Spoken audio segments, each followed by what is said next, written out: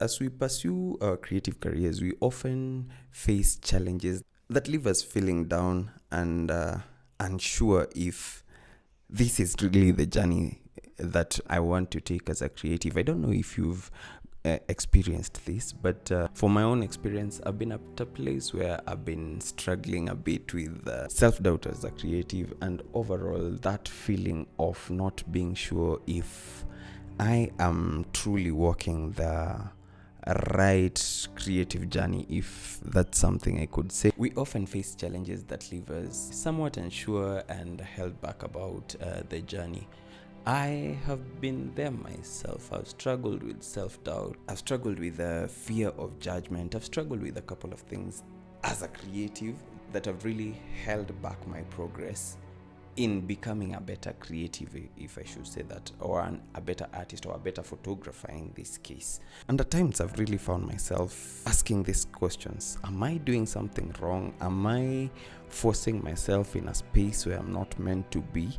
Because the truth is, even though I psych myself to do some of these creative things like having a photo shoot, planning a photo shoot with a model, just working on my own personal projects, it comes with some level of difficulty that I cannot find the right words to explain even myself. I find myself questioning, why am I really doing this? Am I really meant to be making this kind of content?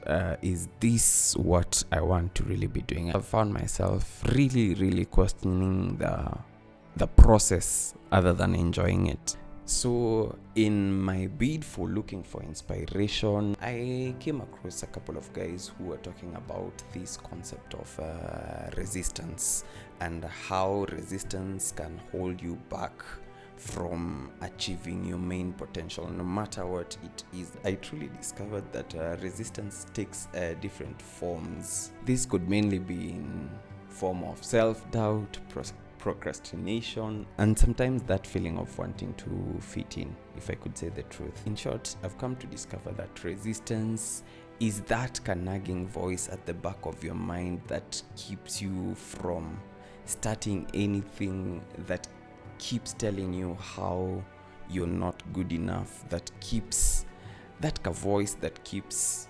speaking negatively in your head. In my personal journey, I have allowed the voice to become louder and louder by the day.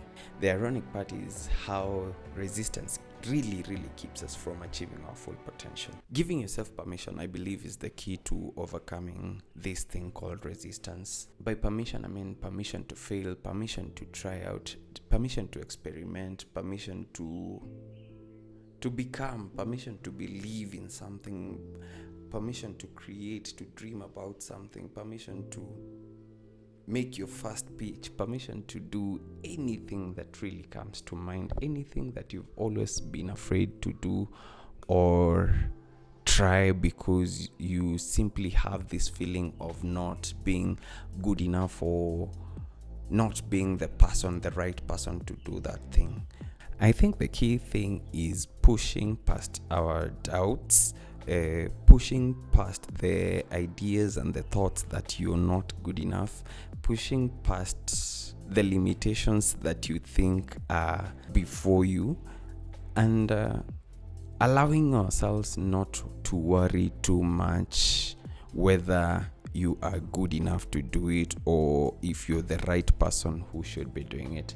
I think allowing yourself, giving yourself that room, that space to experiment on whatever it is, on that photo shoot that you've been postponing every other day, on that makeup idea that you've had for the longest time. I think the idea is just to get yourself to do it. If anything, I've come to learn that time is really precious, and it's really important that you spend most of your time not worrying and just doing what it is that pleases your heart, that very thing that gives you satisfaction. I think if you invest, you become a happier person if you invest your time doing you become more fulfilled, if I could say. I don't know if I'm right, but you could correct me on the comment section below. But I feel like there's a bit more fulfillment when you spend much of your time doing those things or trying out on anything that you've been dreaming about, anything that gets your heart excited. It may sound simple, granting yourself permission to try out things, but sometimes that feeling can be daunting. You'd be there and you're second guessing yourself every other time.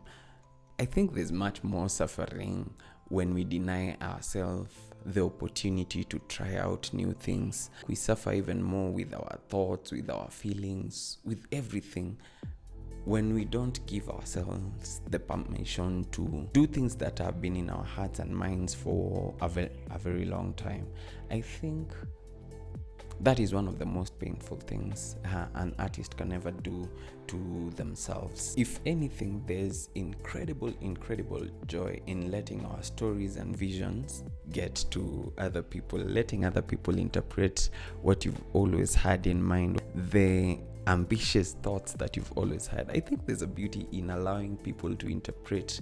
I was watching a TikTok, I don't know if I'll find it, and this guy was talking about how artists are so caught up with holding on to their art. He said something really simple that made me think. He was like, once you release your work as an artist, it's not upon you how other people will interpret your work. Whether people love it, interpret it different from your own inspiration, that is the work of art. Art is supposed to speak different things to different people. If I'm being honest, I still experience those creative slumps even after learning about resistance, but I have decided to become more intentional about finding inspiration, meeting up with other creatives, exposing myself to other opportunities that fuel my creative juices and my energy as a creator, just to get to my space and create. If you're looking for further information on overcoming creative challenges, I'd suggest Big Magic: Creative Living Beyond Fear by Elizabeth Gilbert. In a nutshell, this book explores the concept of creativity and how artists should embrace their artistic pursuit without fear.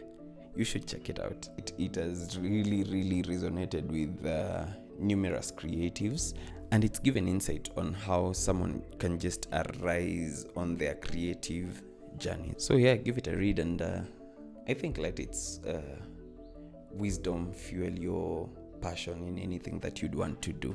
I really can't go without giving you these few tips on how to overcome these challenges. Here we go.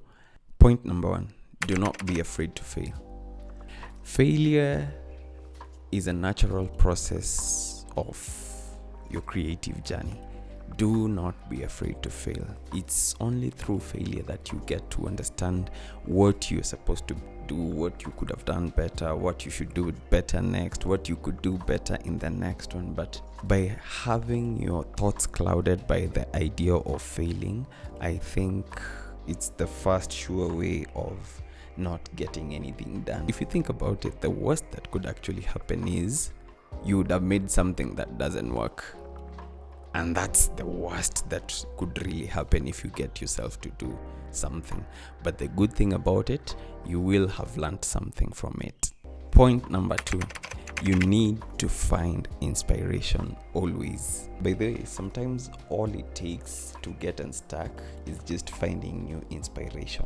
And inspiration in this case can come from anything, from the books you read if you're a reader, from the movies you watch. I get a lot of inspiration from YouTubers, filmmakers.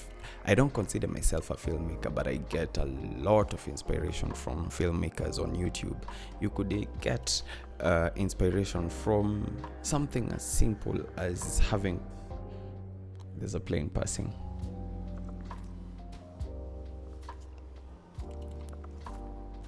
You could get inspiration from something as simple as having a candid conversation with a friend, having conversation with family, or just engaging other people, just to open up your mind from your own thoughts and just allow other people just to breathe and share their own opinions on things that could help you or strike ideas in your mind. The main idea here is to open yourself to new experiences and pretty much allow you to be inspired by the world around you.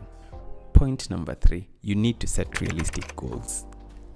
It's actually super easy, if you ask me, to get discouraged when you're not getting the desired results for whatever amount of work you had put into something.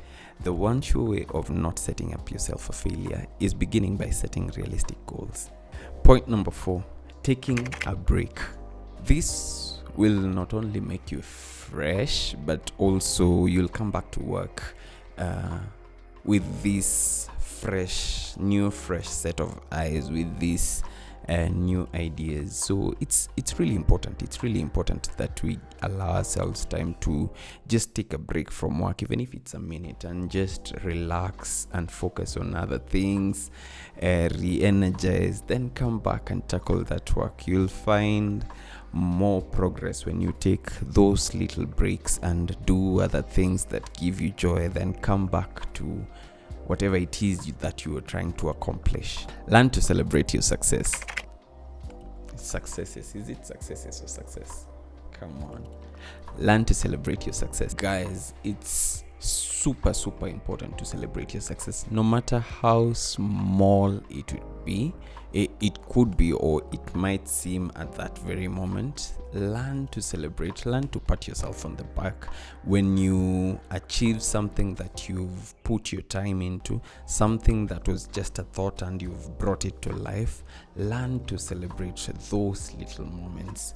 You'll find that over time, this will fuel your passion, this will fuel your energy to keep going, to keep creating more, to keep doing more, to keep inspiring more. I'd really love to hear your thoughts on this topic. Comment down below your thoughts, what you think, and share more insights if you have any. Let me know what you think. You could connect with me on my social media platforms, on Instagram and TikTok and Twitter. Thanks for joining me today. Remember, it is time for you to embrace your creativity. Take those shots. Have that photo shoot. Have that music video shoot. Prepare your first pitch for your commercial. Do everything that you need to do to have you moving. Till next time, stay awesome.